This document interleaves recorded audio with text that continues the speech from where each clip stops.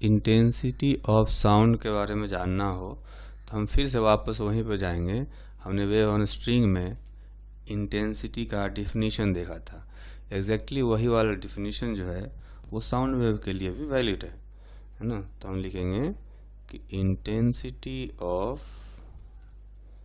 Sound wave is energy incident per unit area पर second, है ना। एक तो ये डेफिनेशन हो गया और एक दूसरा डेफिनेशन होता है कि it is energy transported per unit area per unit time, है ना।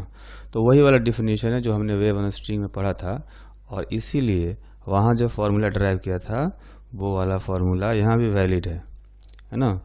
तो यहाँ पर जो फॉर्मूला था वेव ऑन स्ट्रिंग में वो ये था, half rho v omega square s not square, है ना। एस नॉट क्या है? डिस्प्लेसमेंट एम्पलीट्यूड है। वहाँ पर डिस्प्लेसमेंट एम्पलीट्यूड हम लोग ए लेते थे, तो यहाँ पर ए स्क्वायर था, अभी हमने उसको एस नॉट स्क्वायर कर दिया। ठीक है, अब क्या करते हैं कि इसमें v से ऊपर नीचे मल्टीप्लाई कर देते हैं, है ना। ऊपर नीचे मल्टीप्लाई करने से क्या होगा कि हाफ जो रो वी स्क्वायर है, रो वी स्क्वायर को हम लोग लिख सकते हैं बल्क मॉडुलस, है ना, क्योंकि जो स्पीड ऑफ साउंड होता है वो होता है bulk modulus by rho. So bulk modulus is equal to rho we square. तो यहाँ से हम लोग रो वी स्क्वायर को बल्क मॉडुलस लिख सकते हैं, फिर omega square s not square divided by v. ठीक है, अब हम लोग इसमें क्या करते हैं कि इस एक्सप्रेशन में थोड़ा सा और चेंज करते हैं। हाफ सपोज बी से ऊपर नीचे मल्टीप्लाई कर देते हैं, है ना, और के स्क्वायर से मल्टीप्लाई कर देते हैं। तो एक बी पहले से है, के स्क्वायर आ जाएगा, एस नॉट स्क्वायर आ जाएगा और फिर omega square divided by b एक पहले से था, है ना, एक बी पहले से था, एक बी और हमने मल्टीप्लाई किया, के स्क्वायर ऊपर नहीं था तो के स्क्वायर नीचे आ गया, है ना। तो ये जो है हमने इस स्टेप से ये वाला स्टेप लाया। ठीक है, अब इसके आगे देखेंगे कि ये हो जाएगा हाफ, ये जो ऊपर वाला टर्म है बी के एस नॉट, उस बी के एस नॉट को इसको हम लोग पी नॉट लिख सकते हैं। तो ऊपर वाला टर्म हो जाएगा P not square divided by V into bulk modulus into ये हो जाएगा omega square by K square. ठीक है, तो इसको थोड़ा सा और सिंप्लीफाई करेंगे, P not square by V into bulk modulus को वापस हम लोग रखेंगे rho we square into omega Y के जो होता है वो वी होता है, तो इसको हम लिख सकते हैं वी स्क्वायर, है ना, since v is equal to omega Y k, so omega Y k whole square is equal to v square. तो इसमें से देखेंगे कि एक वी स्क्वायर कैंसिल हो गया, तो फाइनली आया p not square divided by two rho v, है ना। तो चूंकि साउंड वेव जो है, साउंड वेव को मेनली प्रेशर वेव माना जाता है और इसलिए ये जो फॉर्मूला है प्रेशर एम्पलीट्यूड के टर्म में ये ज़्यादा इम्पोर्टेंट है। ठीक है, तो साउंड वेव की इंटेंसिटी जब भी पूछी जाए तो हम लोग प्रेशर एम्पलीट्यूड के टर्म में ही निकालेंगे, है ना।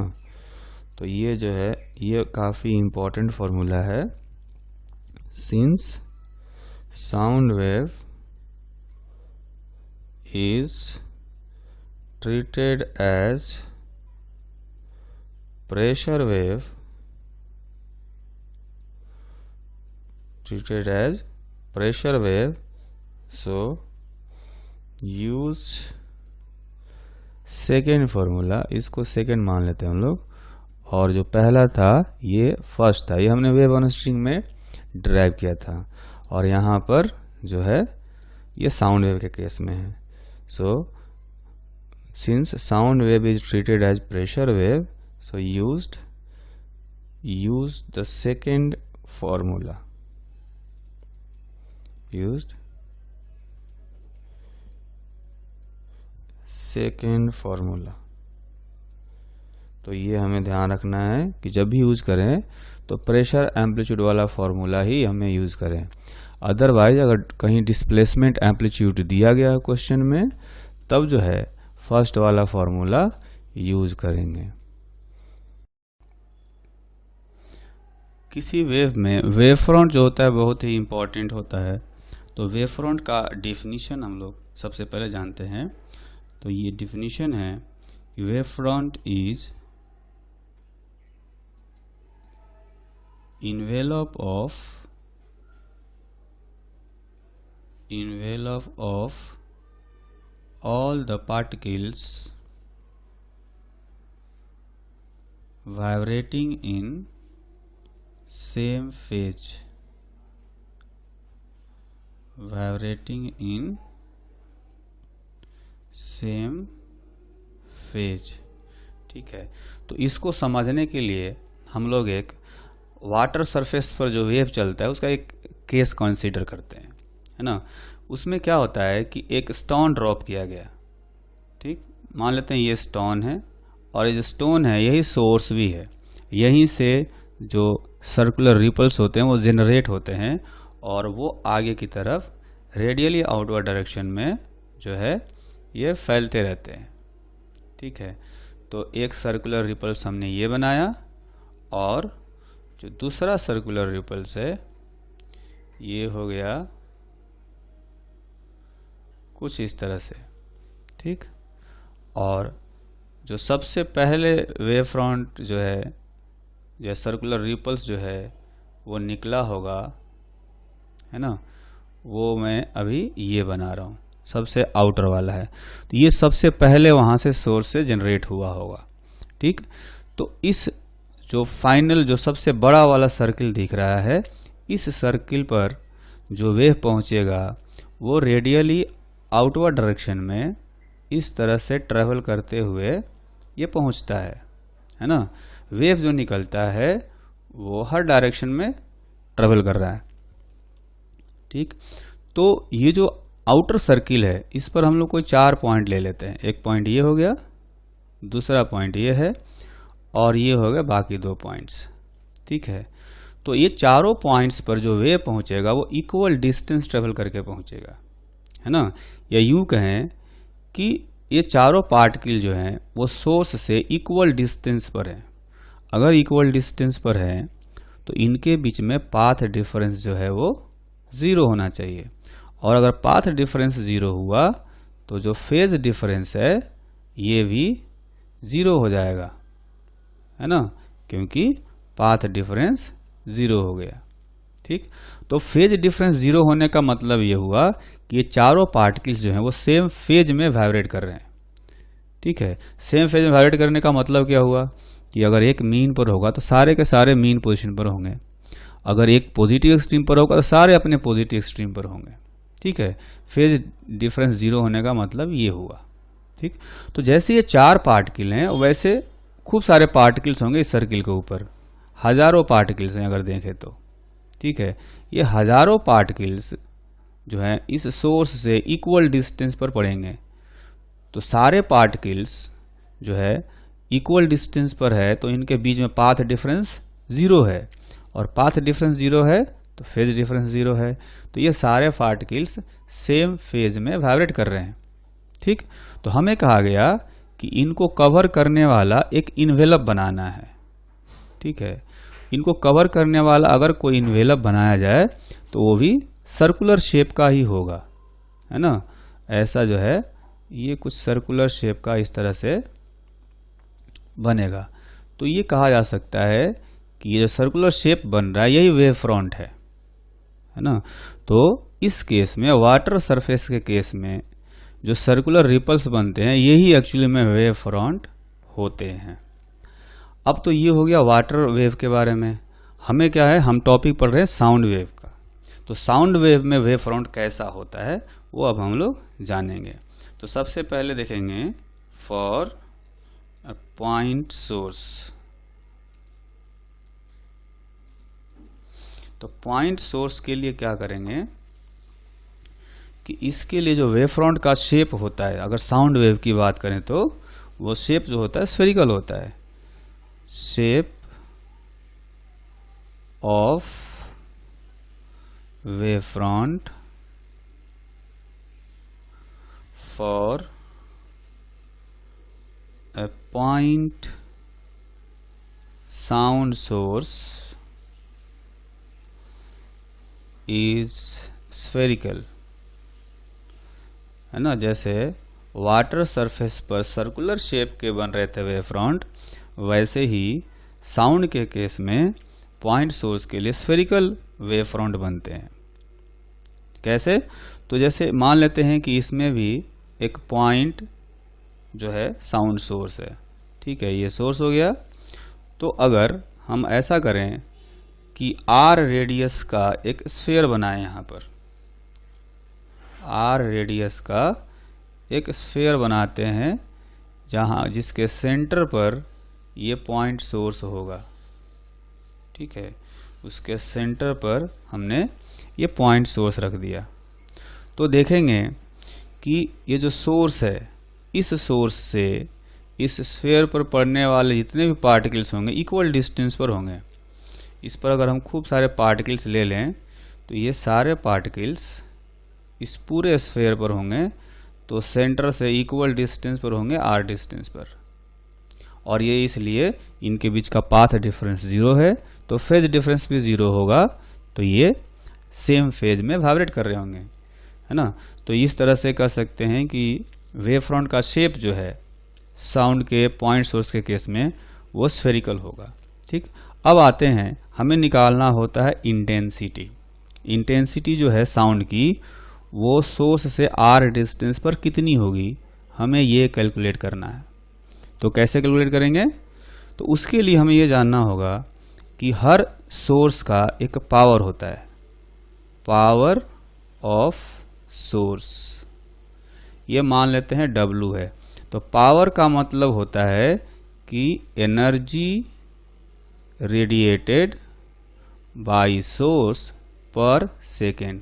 एक सेकेंड में ये जो सोर्स है कितनी एनर्जी रेडिएट कर रहा है उसको कहा जाता है पावर, ठीक।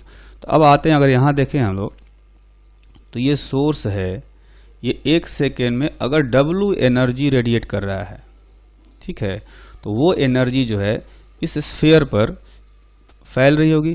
हर डायरेक्शन में ये एनर्जी जो है वो एक ही तरह से यूनिफॉर्मली निकलेगी चारों तरफ। अगर चारों तरफ एक जैसी निकलेगी तो कहा जा सकता है कि इस स्फीयर पर भी एक सेकेंड में W जूल एनर्जी ही पहुंचेगी, है ना। तो कहा जा सकता है कि एनर्जी इंसिडेंट ऑन स्फीयर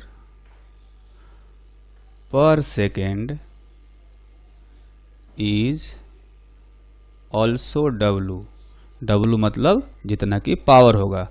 तो पूरे स्फीयर पर अगर W जूल एनर्जी आ रही है एक सेकेंड में, तो हम ये कहेंगे कि जो इंटेंसिटी होता है, इंटेंसिटी का जो डिफिनीशन अभी हमने पढ़ा वो होता है energy incident per unit area पर सेकेंड, है ना, ये होता है। तो एनर्जी इंसिडेंट पर सेकेंड तो ये W हो गया। आप देखें तो ये क्या है कि ये W जो है ये है एनर्जी इंसिडेंट ऑन स्फीयर पर सेकेंड, ठीक है। तो एनर्जी इंसिडेंट पर सेकेंड W है। तो इस स्फीयर का पूरा एरिया जो है वो एरिया होगा कितना, 4 पाई r स्क्वायर। तो टोटल एरिया पर W एनर्जी आ रहा है तो इसके यूनिट एरिया पर कितना आएगा, वही हो जाएगा इंटेंसिटी। तो इसको लिखेंगे W divided by 4 pi R square. ठीक है, W क्या हो गया? W हो गया एनर्जी इंसिडेंट पर सेकेंड और ये हो गया पर यूनिट एरिया। तो यहां से कहा जा सकता है कि जो इंटेंसिटी है ना, इंटेंसिटी जो होगा ये हो जाएगा inversely proportional to R square. तो जैसे जैसे सोर्स से दूर होते जाएंगे इंटेंसिटी जो है वो कम होती रहेगी। अच्छा, अब जैसे हमने पॉइंट सोर्स के बारे में समझा, वैसा ही एक लाइन सोर्स होता है। तो कहा जा सकता है for a line source shape of wave front is cylindrical, है ना। तो सिलिंड्रिकल होने का मतलब ये हुआ कि इस सिलेंडर पर जो है सारे पार्टिकल्स सेम फेज में वाइब्रेट करेंगे। तो जैसे हमने ये एक लाइन सोर्स बना दिया और इसके अराउंड जो है एक सिलेंडर बनाते हैं, हॉलो सिलेंडर। ठीक है, और उसके एक्सिस पर जो है, उसके एक्सिस पर ये लाइन सोर्स रखा हुआ है। जैसे एक ट्यूबलाइट होता है, ये मान लेते हैं जो ब्लू कलर से जो एक्सिस के लॉन्ग दिखाया है ये अपना सोर्स है, एक ट्यूबलाइट है। तो ट्यूबलाइट के अराउंड जो लाइट जैसे बाहर की तरफ रेडियली आउटवर्ड डायरेक्शन में निकल रहा होगा, वैसे ही अगर ये साउंड सोर्स होता, जो लाइन है, अगर ऐसा कोई साउंड सोर्स होता तो उसके लिए वेव फ्रंट जो है वो सिलिंड्रिकल शेप का होता। तो अगर सिलेंडर का रेडियस r हो तो इसके सरफेस पर जितने भी पार्टिकल्स होंगे वो सारे सेम फेज में वाइब्रेट करेंगे, क्योंकि सारे सोर्स से इक्वल डिस्टेंस पर है। तो यहाँ पर अगर इस सोर्स का जो पावर है, मान लेते हैं W है, power of source is W, then intensity I is equal to W by 2 pi RL। तो कहा जा सकता है कि जो भी एनर्जी यहाँ से निकलेगी इस सोर्स से, वो इस सिलिंड्रिकल सरफेस पर यूनिफॉर्मली डिस्ट्रीब्यूट हो जाएगी। तो सिलिंड्रिकल सरफेस के यूनिट एरिया पर अगर हमें एनर्जी निकालना हो पर सेकेंड, तो क्या करेंगे? W divide by 2 pi RL। तो यहाँ से जो इंटेंसिटी आएगा वो हो गया inversely proportional to distance from source. ठीक है, तो सोर्स से, जैसे ये लाइन सोर्स हो गया, इस लाइन सोर्स से R डिस्टेंस पर अगर यहाँ पर हमें इंटेंसिटी निकालना हो तो इस तरह से, इस फॉर्मूले से हम लोग कैलकुलेट करेंगे। उसी तरह से जैसे ये सोर्स हो, पॉइंट सोर्स, तो उससे R डिस्टेंस पर अगर इंटेंसिटी निकालना हो तो हम लोग इस फॉर्मूले से जो है कैलकुलेट करेंगे। तो वैसे ही एक और तरीके का सोर्स होता है, वो उसको कहा जाता है plane source. For plane source shape of wave front is plane, है ना।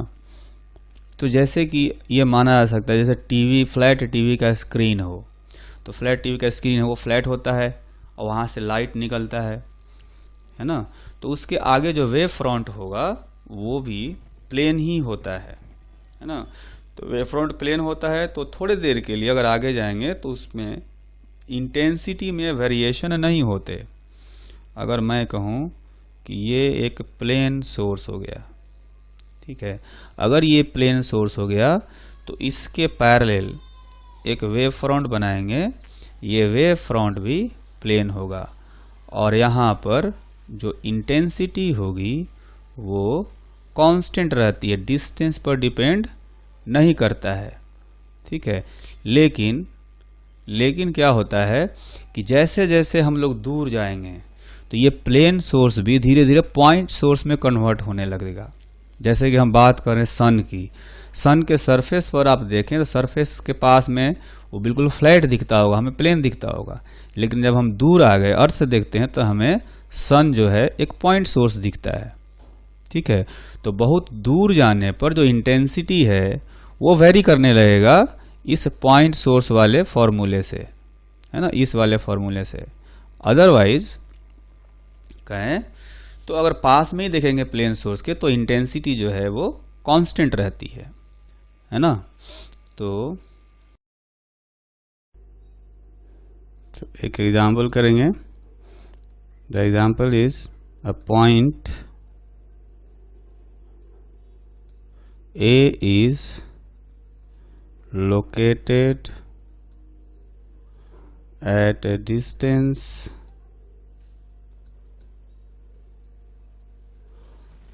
of r is equal to 1.5 meter from a point source of sound of frequency 600 Hz.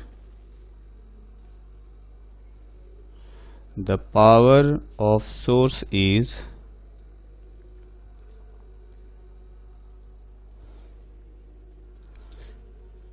W is equal to 0.8 watt.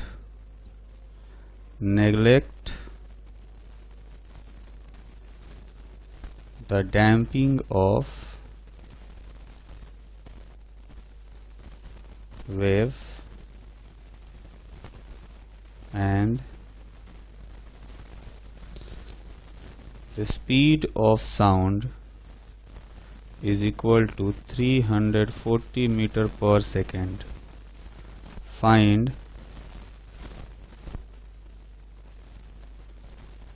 the pressure amplitude and displacement amplitude. Displacement amplitude at point A, density of air is given by 225 pi by 554 kilogram per meter cube, and for calculation we can use pi square is equal to 100 by 3 into 3.75। तो ये जो question है, इस question में हम देख सकते हैं कि हमें एक पॉइंट सोर्स दिया गया है और इस पॉइंट सोर्स से r डिस्टेंस पर जो इंटेंसिटी होगा वो हो जाएगा W by 4 pi r square. W का जो वैल्यू है वो है 0.8 जैसा क्वेश्चन में दिया गया है, डिवाइडेड बाई 4 पाई, इस r का वैल्यू क्वेश्चन में 1.5 मीटर दिया गया है तो रखेंगे 1.5 मीटर का होल स्क्वायर। ये इंटेंसिटी हो गया। ठीक है, ये मान लेते इक्वेशन 1 है।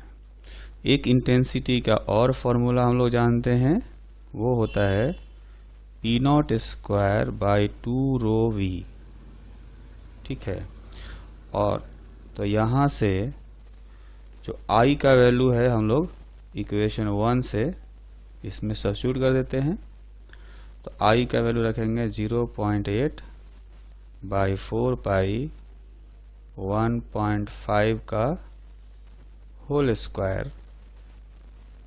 ये हो गया I का value is equal to P not square by 2 rho का वैल्यू क्वेश्चन में दिया गया है ना। यहाँ पर देखेंगे रो का वैल्यू दिया गया है 225 पाई divided by 554 into velocity of sound. Question में वेलोसिटी ऑफ साउंड दिया गया 340 मीटर पर second.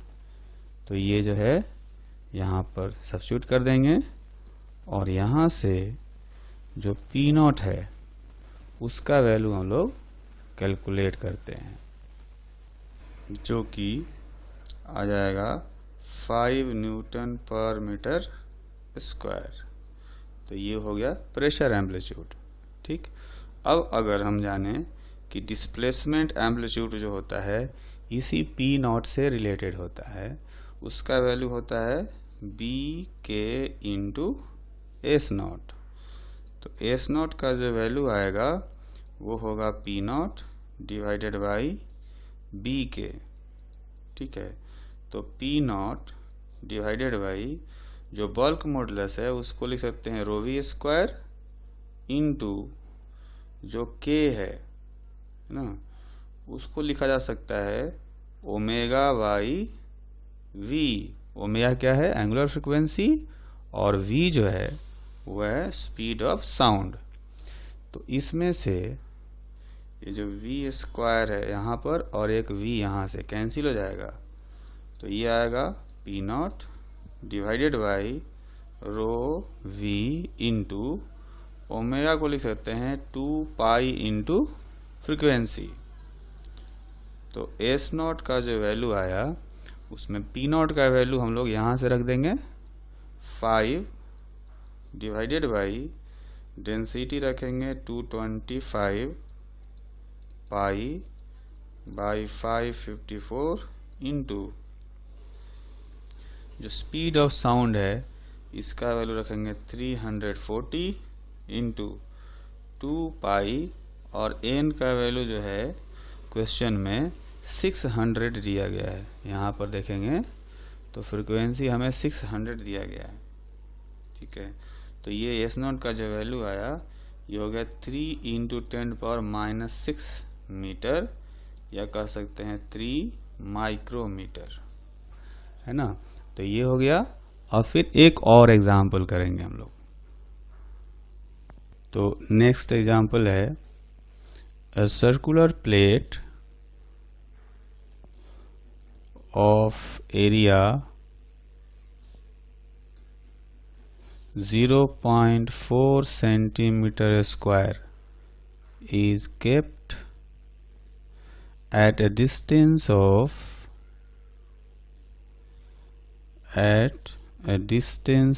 of 2 meter from a point source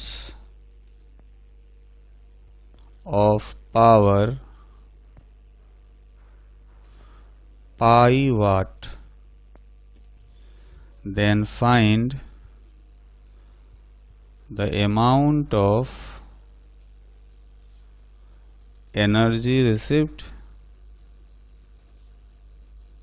by plate in 5 seconds। तो इसमें हमें भी जो पिछला एग्जाम्पल हमने किया वैसा ही कुछ है। एक पॉइंट सोर्स दिया गया और इस पॉइंट सोर्स से 2 मीटर के डिस्टेंस पर हमें एक प्लेट दिया गया है ना। इस प्लेट का एरिया मान लेते हैं A है। ठीक है, तो पहले हम क्या करेंगे, इस सोर्स का अगर पावर W हो, W का वैल्यू क्वेश्चन में पाई दिया गया है अगर देखेंगे तो अगर W यहाँ पर पावर है सोर्स का, तो जो इंटेंसिटी होगा, intensity of wave near plate, तो प्लेट के पास यानी सोर्स से 2 मीटर के डिस्टेंस पर यहाँ पर जो इंटेंसिटी होगा उसका वैल्यू हम लोग पहले कैलकुलेट करेंगे। तो वो I जो आएगा हम लोग जानते हैं W/4 पाई R स्क्वायर होता है ना। तो W का वैल्यू है पाई डिवाइडेड बाई 4 पाई इंटू जो R है, यहाँ पर R देखेंगे कि 2 मीटर है, तो 2 का होल स्क्वायर। तो ये आ गया 1/16, ठीक है, ये आ गया 1/16, ये हो गया इंटेंसिटी। अच्छा, तो इंटेंसिटी जो होता है ये होता है energy incident per unit area per unit time, ठीक है। तो यहाँ पर ये जो प्लेट है, ठीक है, तो आई में अगर एरिया से मल्टीप्लाई कर देंगे तो पता चलेगा कि 1 सेकेंड में कितनी एनर्जी आ रही है। So energy incident at plate per second is equal to I into area of plate, है ना। तो आई जो है वो हम लोग निकाल सकते हैं, आया है 1/16 जो ये आया है, और उस प्लेट का जो एरिया है क्वेश्चन में दिया गया 0.4 सेंटीमीटर स्क्वायर, ठीक है। तो यहाँ पर रखेंगे 0.4 सेंटीमीटर स्क्वायर का मतलब हो गया 10⁻⁻⁴, ठीक है। तो इसको हम लोग ऐसे भी लिख सकते हैं 4/16 इंटू 10⁻⁻⁵, तो 1/4 इंटू 10⁻⁻⁵। तो ये हो गया एनर्जी इंसिडेंट पर सेकेंड। हमें निकालना है energy incident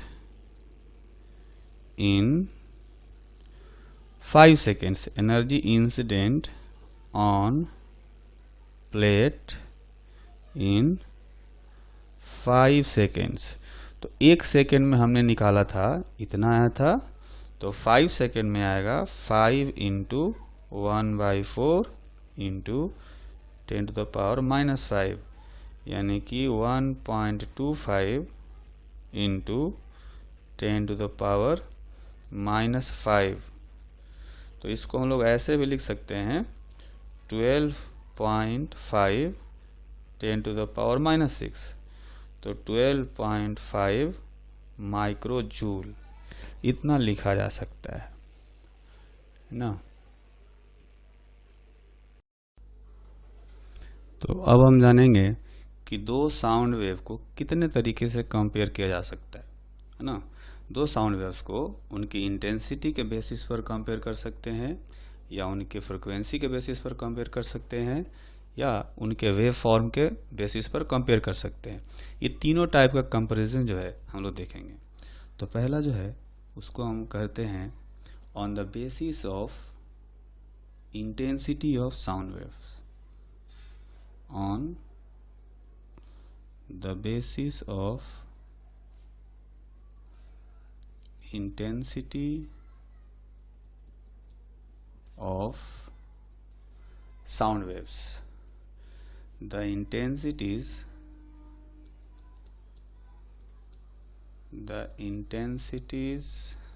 of two sound waves are compared in terms of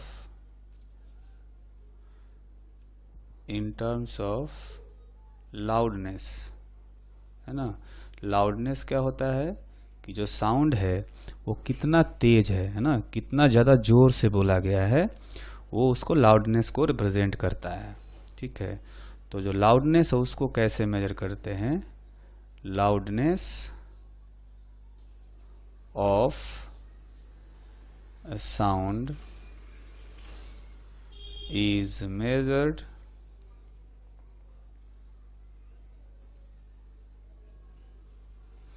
on a logarithmic scale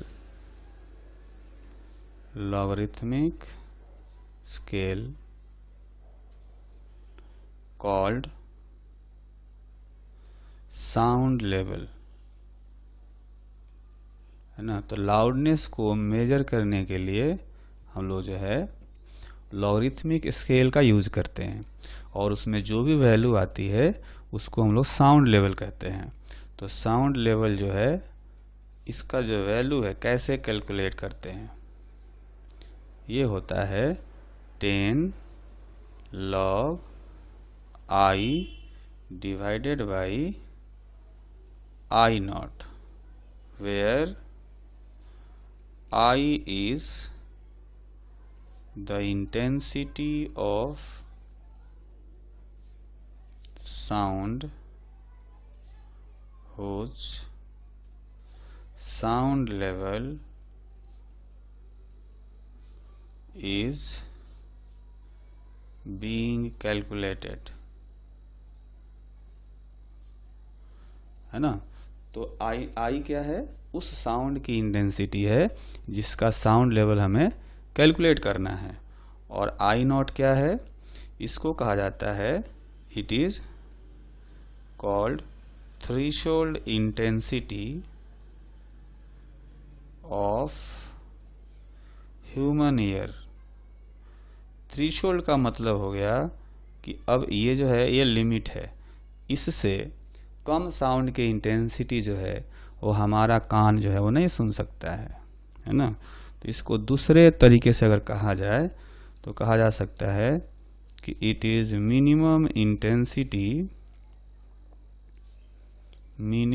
intensity of sound which can be heard by human ear, है ना। तो हमारा कान जो है जिस मिनिमम इंटेंसिटी को सुन सकता है उसको कहा जाता है थ्रेशोल्ड इंटेंसिटी, और इसकी जो वैल्यू होती है वो होता है 10⁻⁻12 वाट पर मीटर स्क्वायर। ठीक है, तो ये जो है ये साउंड लेवल का डेफिनेशन हो गया। अब कोई ये कह सकता है कि भाई इसको लॉगरिथमिक स्केल पर ही क्यों मेजर कर रहे हैं हम लोग, है ना। किसी और तरीके से सीधे मेजर कर लेते इंटेंसिटी, हम डायरेक्ट इंटेंसिटी बता देते, है ना। तो अब अगर इस फॉर्मूले को एक बार देखें, है ना, तो if I is equal to I not then sound level is equal to 10 log I naught by I naught is equal to 0, है ना। इस फॉर्मूले में अगर I की जगह पर I naught रख देंगे तो देखेंगे कि साउंड लेवल 0 हो जाएगा। इसका मतलब कि अगर ये वाली इंटेंसिटी का साउंड प्रोड्यूस किया गया हो तो हमें कह सकते हैं कि सुनाई नहीं दे रहा या जस्ट सुनाई दे रहा है ना। हमारे लिए कह सकते हैं कि साउंड लेवल है तो 0 है, हमारा कान के लिए पता ही नहीं चल रहा, ठीक है। और इसलिए अब आगे की इंटेंसिटी अगर इससे मल्टीप्लाई किया जाता है, इंटेंसिटी इससे ज़्यादा होगी तो पता चलेगा कि 0 से कितना बड़ा हमें सुनाई दे रहा है ना। इसलिए इसको साउंड लेवल को लॉगरिथमिक स्केल पे मेजर किया जाता है कि अगर इस आई नॉट इंटेंसिटी से कम जो होगा अगर इंटेंसिटी, तो हमें सुनाई नहीं देगा, साउंड लेवल हमारे लिए 0 होगा, है ना। इनफैक्ट आई नॉट पर हमारा जो साउंड लेवल है वो 0 है। अब आई नॉट से ज़्यादा होगा तब जाकर के हमें कुछ सुनाई पड़ेगा, है ना। तो उसकी जो है ये कह सकते हैं कि उस थ्रेशोल्ड इंटेंसिटी के रेस्पेक्ट में हम लोग मेजर करते हैं कि उसके रेस्पेक्ट में कितना ज़्यादा तेज जो है वो साउंड हम बोल रहे हैं या साउंड प्रोड्यूस किया जा रहा है। इसलिए हम लोग साउंड लेवल को लॉगरिथमिक स्केल पे मेजर करते हैं, ठीक। और ऐसा भी कहा जा सकता है, ये तो हुआ थ्रेशोल्ड इंटेंसिटी के साथ में कंपैरिजन, है ना। अब ऐसा भी हो सकता है कि कोई भी दो साउंड को हम लोग कंपेयर करें, तो comparison of two sounds in terms of sound level, है ना। तो इसको हम क्या कहेंगे, इसको रिलेटिव साउंड लेवल कहा जाता है। So it is called relative sound level. Relative sound level मतलब एक साउंड के रेस्पेक्ट में दूसरे का साउंड लेवल, तो कह सकते हैं sound level of sound two with respect to sound 1, इसको लिखेंगे sound level of sound 2, sound level of sound 1 is equal to 10 log I2 divided by I0 minus log I1 divided by I0। हमने ये वाला formula use किया इसको, ठीक है। तो जो दूसरा साउंड है उसका साउंड लेवल हो गया इतना, और जो पहला साउंड लेवल है उसका साउंड लेवल हो रहा है इतना, ठीक है। तो ये आ जाएगा 10 log I2 divided by I1। तो कह सकते हैं sound level of sound 2 with respect to 1 is equal to 10 log I2 by I1, है ना। तो ये जो है इस तरह से हम लोग दो साउंड का जो साउंड लेवल है उसको कंपेयर कर सकते हैं, ठीक है। ये जो साउंड लेवल आता है इसका यूनिट होता है डेसीबेल, है ना। तो इसको हम लोग डेसीबेल में मेजर करते हैं, ठीक। अच्छा, जो दूसरे टाइप का कंपैरिजन होता है वो कंपैरिजन होता है कुछ इस तरह से, on the basis of frequency, on the basis of frequency of sound. तो कहा जा सकता है कि दो साउंड्स को उनकी फ्रीक्वेंसी के बेसिस पर कंपेयर किया जा सकता है। तो कंपैरिजन कुछ इस तरह का होगा, at higher frequency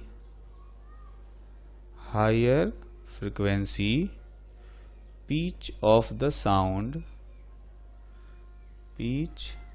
the sound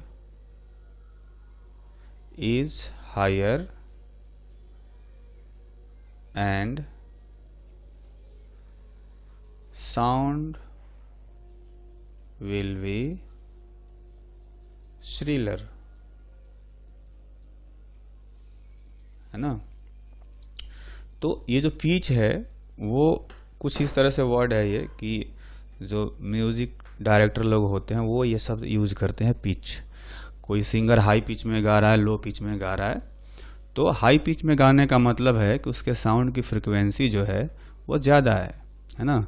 और फ्रिक्वेंसी जब ज़्यादा होती है, हाई पिच में गाते हैं, तो जो साउंड है वो सुरीला होता है। श्रीलर का मतलब सुरीला होता है ना।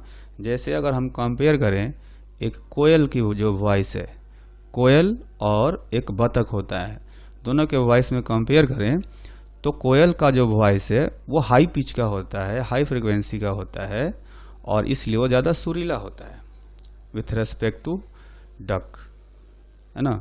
अच्छा, एक तो ये कंपैरिजन हो गया, और जो तीसरा कंपैरिजन होता है वो होता है on the basis of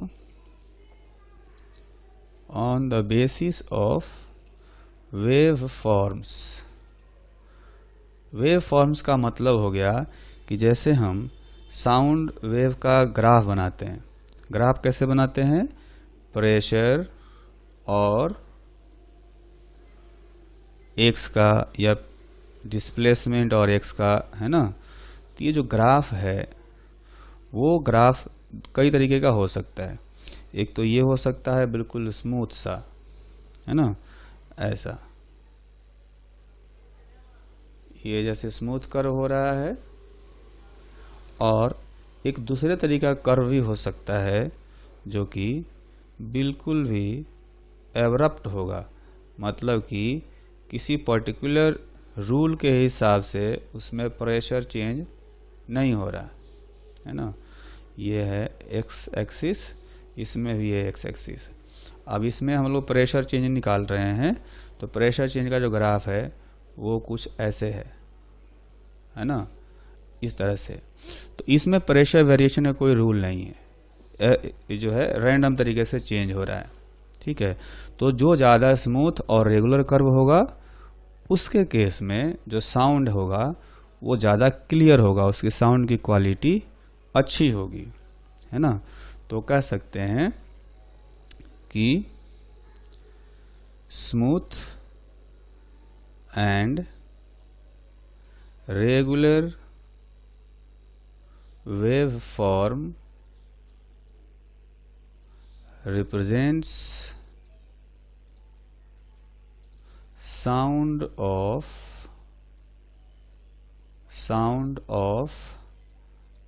better quality, है ना। जितना स्मूथ और रेगुलर होगा वेव फॉर्म उतनी ही अच्छी क्वालिटी होगी उस साउंड की। ठीक है, तो लाउडनेस या साउंड लेवल पर बेस्ड एक दो क्वेश्चन करेंगे। अब ये क्वेश्चन करते हैं, ये है if the intensity of sound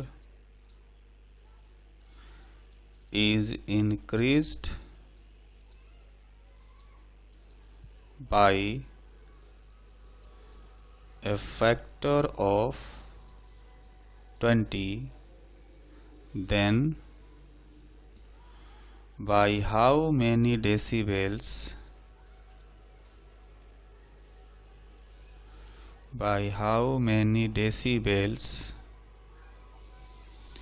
the sound level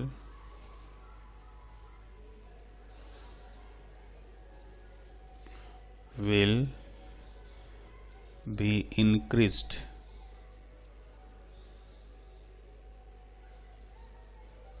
है ना। तो अगर इंटेंसिटी को 20 टाइम्स कर दिया जाए तो साउंड लेवल कितने से बढ़ जाएगा, ये हमें पता करना है।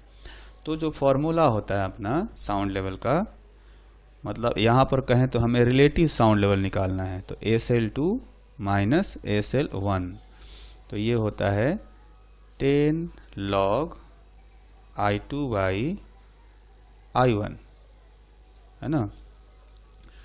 तो 10 log, अगर कहा जाए कि पहले जो इंटेंसिटी थी, पहले इंटेंसिटी थी I, तो बाद में इंटेंसिटी हो गई 20I, तो इसको लिख सकते हैं 10 log 20 into I by I, तो ये जो है कैंसिल हो जाएगा और इसका वैल्यू आएगा 10 log 2 प्लस 10 log 10, है ना। ऐसे कर सकते हैं इनको।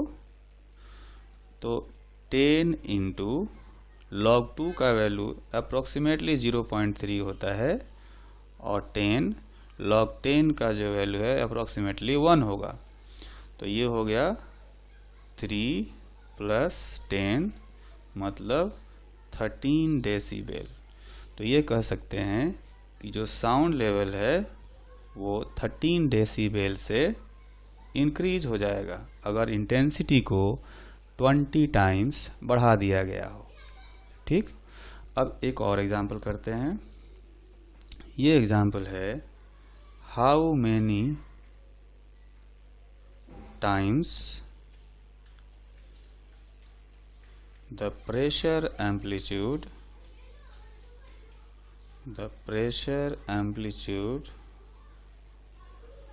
will be increased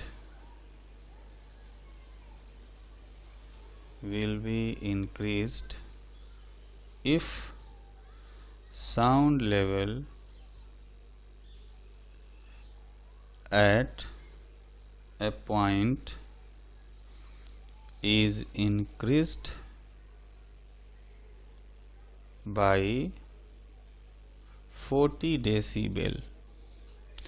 तो इसमें भी हम लोग यही वाला फॉर्मूला जो है, ये वाला फॉर्मूला यूज करेंगे। तो यह है sound level SL2 minus SL1 is equal to 10 log I2 by I1, है ना। तो SL2 माइनस SL1 जो है ये 40 डेसीबल दिया हुआ है, 10 log I2 बाई I1, है ना। तो इसमें देखेंगे कि जो 10 और 40 कैंसिल हो जाएंगे, यहाँ पर 4 आ जाएगा। तो ये कहा जा सकता है कि I2 by I1 is equal to 10⁴ हो गया।